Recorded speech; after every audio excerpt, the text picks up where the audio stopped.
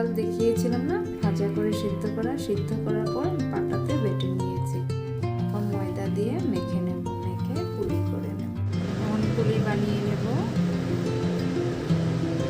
হাতে একটু ময়দা লাগিয়ে নেব, লাগিয়ে বাটির মতো করে নেব। বাটির মতো হয়ে গেছে।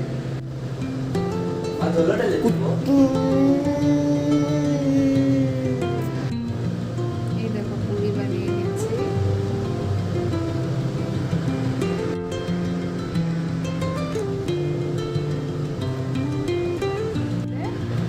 দেখতে ভালো লাগে। এক এক করে দিয়ে দেবো।